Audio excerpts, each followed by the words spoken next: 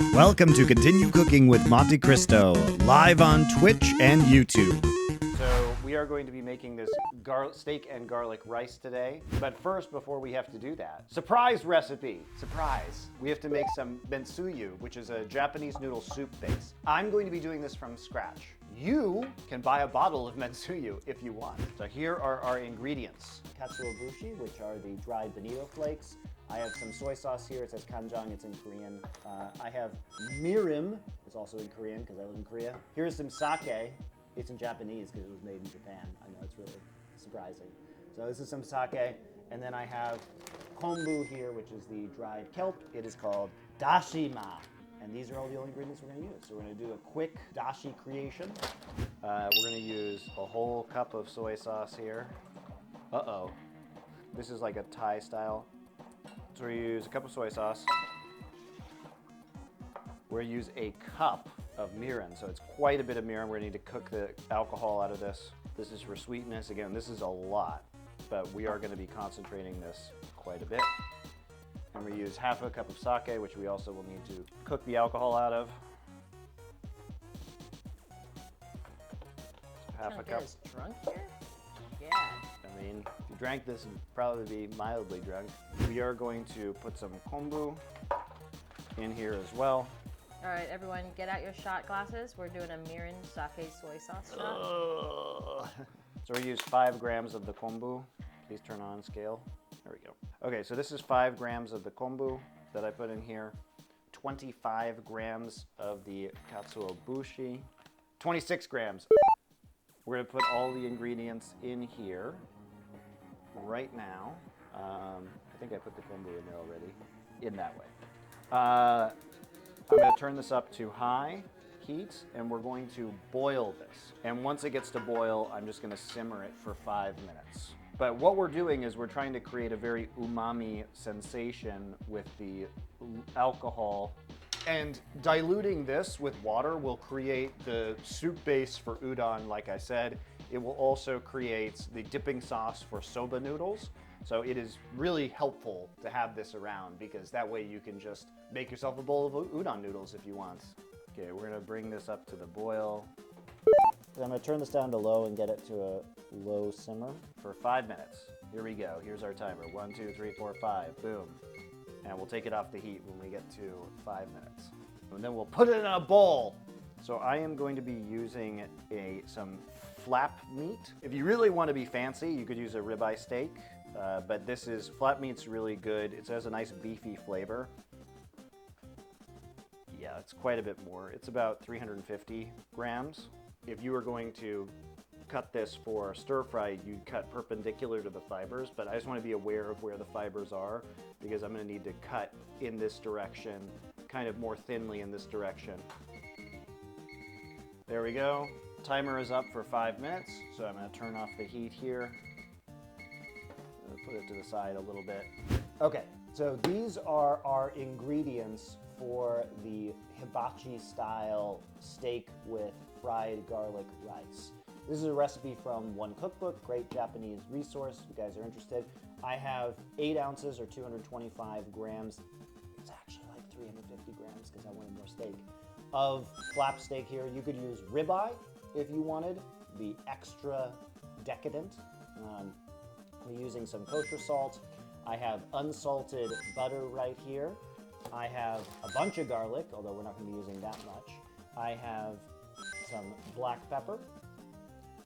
I have soy sauce here. It says kanjang in Korean. And I have a bottle of liquid smoke. It says smoke sauce. This is liquid smoke.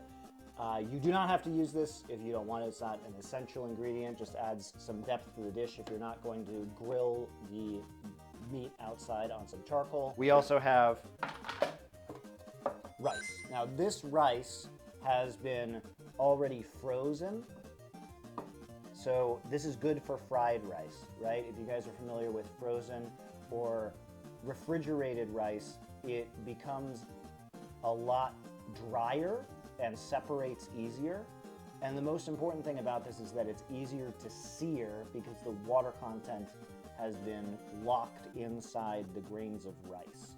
What happens with retrogradation is that when you put it, when it's chilled again, the glucose will crystallize and trap the water inside and make it less wet on the outside.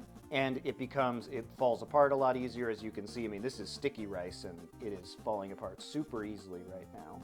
Okay, the first part of what we're going to do with this steak is just go ahead and season it. We need to get some kosher salt. Diamond Crystal, if you have it, is the best one, obviously. Goes without saying. So this is sea salt, though, that I'm using in Korea. It's the closest thing I can easily get to crystal salt here. You can totally leave this on a wire rack in your fridge for an hour or two and dry it out a little bit with the fan and the circulation in your refrigerator. You want the surface to be very dry to get a nice sear, because we're just cooking a steak, basically. And by basically, I mean we're just cooking a steak. Okay, so let's go back to our Mentsuyu. It has been steeping and cooling. I'm going to pour it through this fine mesh sieve right now. Get rid of this. We're just gonna toss the leftover kombu and katsuobushi. Okay, so the final ingredient that I didn't show you guys earlier for the steak, is this Mentsuyu. You can buy it in a bottle.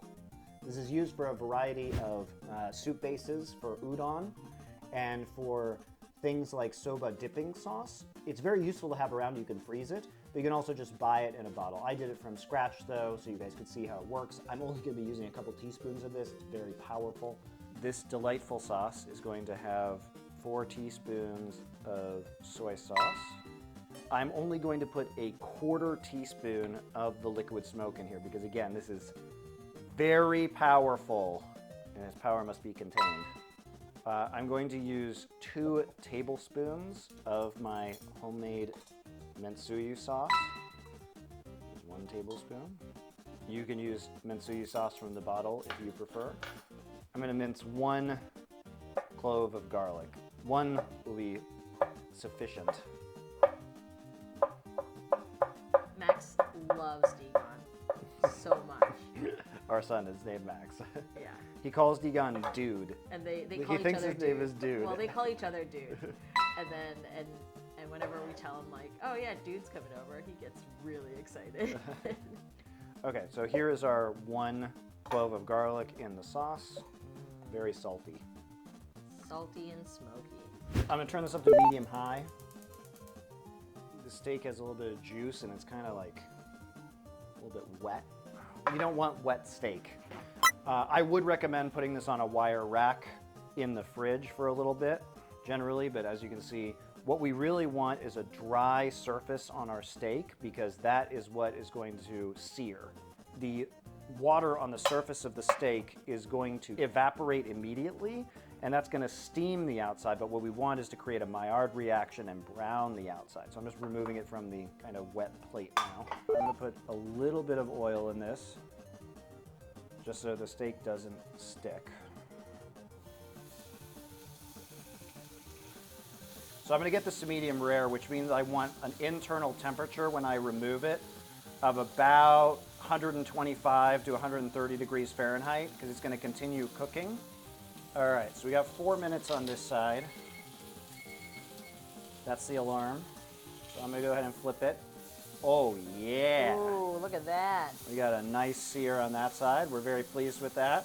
As you can see here, we cooked down a pretty good ways. I'm going to sear the sides of this too. I'm actually going to do that right now. All right, you could tell just from the jiggle on it that it still has a pretty long way to go on the inside for cooking. I'm going to set a timer for 4 minutes. We may not do all of the 4 minutes. We may do more than 4 minutes. I have a pretty cheap instant read thermometer here, which I probably need to upgrade.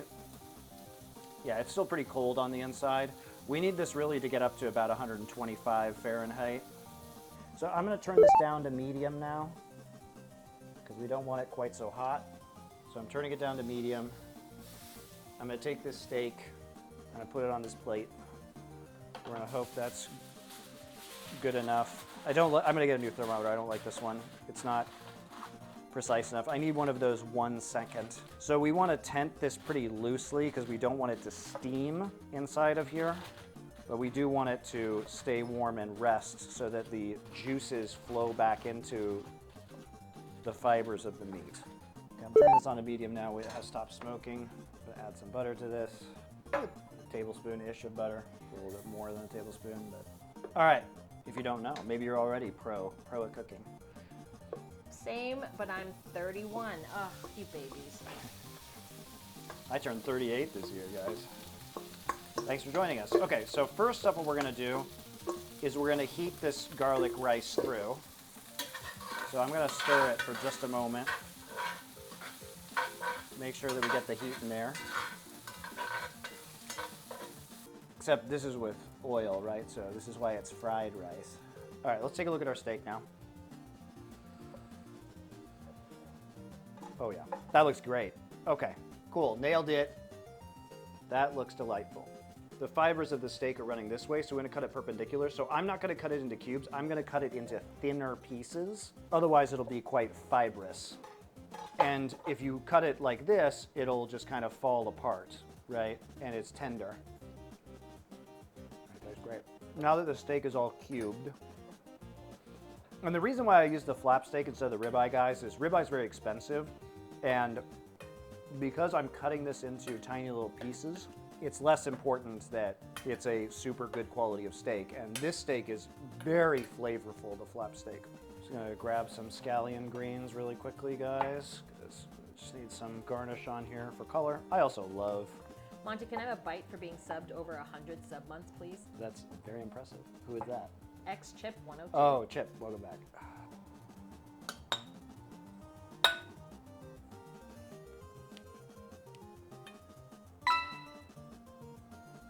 I'm gonna add some fried garlic chips to the top of Did this. you even fry those garlic chips? Or I did not. I bought them in this container. Just a tiny bit. He says as he accidentally dumps a million. Show us on 2. How does it look? Delicious? This is our steak with garlic fried rice.